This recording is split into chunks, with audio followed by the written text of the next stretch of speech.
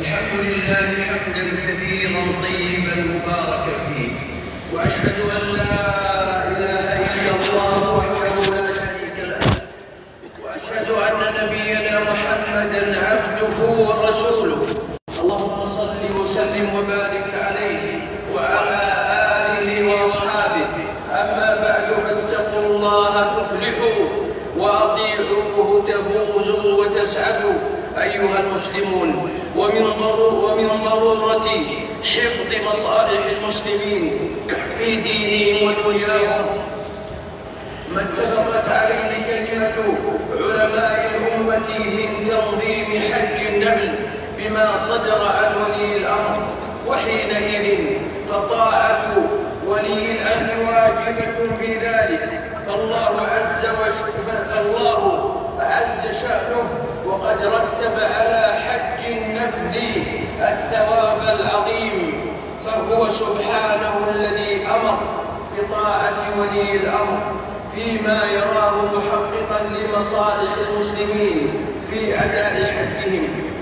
ولذا فالمتحايل على التعليمات المنظمة للحج من قبل ولي الأمر يكون عاصيا في حجه ذلك، والمسلم لا يرتكب الإثم من أجل أداء عبادة مستحبة. ويخشى على من هذه حاله قوله تعالى: ومن يشاقق الرسول من بعد ما تبين له الهدى ويتبع غير سبيل المؤمنين نوله ما تولى ونصله جهنم وساءت مصيرا.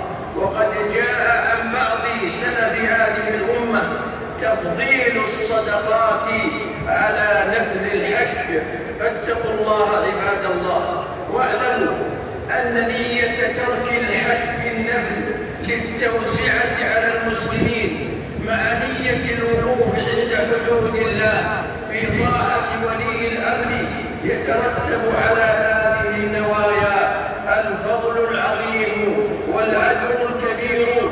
قال صلى الله عليه وسلم: إن بالمدينة لرجالا ما سرتم مسيرا ولا قطعتم واديا إلا كانوا معكم في الأجر حبسهم العذر، فسارعوا عباد الله إلى الخيرات وبادروا إلى الأعمال الصالحات وسابقوا إلى الجنات.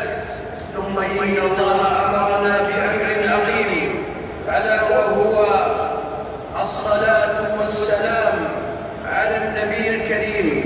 اللهم صل وسلم وبارك عليه وعلى آله وأصحابه. اللهم ارض عن الخلفاء الراشدين وعن الآل أجمعين وعن الصحب كافة ومن تبعهم بإحسان يا رحمن. اللهم اغفر للمسلمين والمسلمات الأحياء منهم والأموات. اللهم وفقنا للعمل بما يرضيك وجنبنا سخطك يا ذا الجلال والإكرام. اللهم احفظ المسلمين في كل مكان يا رب العالمين. اللهم احفظ الحجاج ووفقهم لكل خير وردهم إلى أهليهم سالمين غانمين. اللهم وفق واحفظ خادم الحرمين وولي عهده وسددهما لكل خير. اللهم احفظ القائمين على خدمة الحجاج والمعتمرين ووفقهم في عملهم وسهل لهم أعمالهم ويسر لهم أمورهم. اللهم فرج همومنا وهموم المسلمين ونفس كرباتهم واحفظهم بحفظك يا عظيم.